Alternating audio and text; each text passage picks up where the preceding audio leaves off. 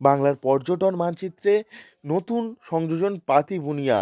দক্ষিণ ২৪ পরগনা জেলার নামখানা ব্লকের শিবরামপুর গ্রাম পঞ্চায়েতের চিনাই নদীর উপকূলে গড়ে উঠেছে নতুন পর্যটন কেন্দ্রটি।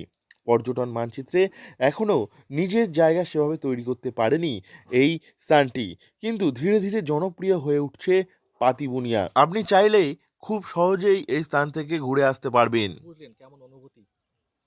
খুব ভালো অনুভূতি। খুব সুন্দর লাগছে, পরিবেশটা খুব মনোরম, শান্ত, নিরিবিলি, নির্জন, একাকী সময় কাটাতে হলে এটার থেকে ভালো আর কিছু হয় না। গ্রাম্য পরিবেশ সব মিলিয়ে ভালো। কত থেকে আসছেন? আমরা নদীয়ার কৃষ্ণনগর থেকে আসছি। এই প্রথম এলেন না আগে এসেছিলেন? না না, এই প্রথম এলাম, একদম প্রথম। আমি বর্তমানে ধীরে ধীরে জনপ্রিয় হয়ে উঠছে পাতিবুনিয়া। এই পাতিবুনিয়ার সমুদ্র সৈকতে পর্যটকদের আনাগোনা শুরু হয়েছে। আগামী দিনে এই সমুদ্র সৈকত পর্যটকদের মন ভরাবে বলে আশাবাদী স্থানীয় বাসিন্দারা। মৌসুনী আইল্যান্ড জনপ্রিয় স্থান হিসাবে গড়ে উঠলেও সেই আইল্যান্ডে পৌঁছাতে গেলে একটাই মাত্র প্রতিবন্ধকতা, সেটা হলো চিনাই নদী।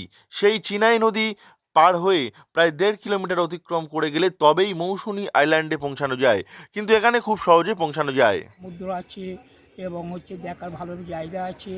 এখানে আপনারা যদি কেউ আসেন, আপনারা মন্দির হবে।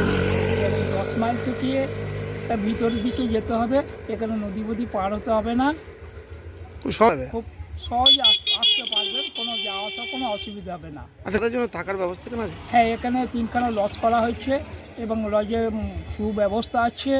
আপনারা যারা আসবেন এসে আরামে থাকতে পাবেন, খেতে পাবেন। পাতিবুনিয়া সমুদ্র সৈকতে সরাসরি গাড়ি নিয়ে পৌঁছানো যায়, কোনো নদী পার করতে হয় না। পাতিবুনিয়া সমুদ্র সৈকতে পর্যটকদের থাকা খাওয়ার জন্য ইতিমধ্যে 3টি কটেজ গড়ে উঠেছে। বকখালির খুব কাছেই এই পাতিবুনিয়া। পাতিবুনিয়া থেকে আপনি আবার যেতে পারেন মৌসুনীতেও।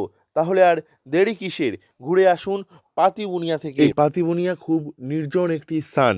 এই পাতিবুনিয়ায় আপনি সমুদ্র সৈকত দেখতে পারবেন, চিনাই নদীর মোহনা এবং সেই সঙ্গে সূর্যোদয় সূর্যাস্ত দেখতে পারবেন। দক্ষিণ ২৪ পরগনা থেকে নবাব মল্লিকের রিপোর্ট, লোকাল 18 বাংলা।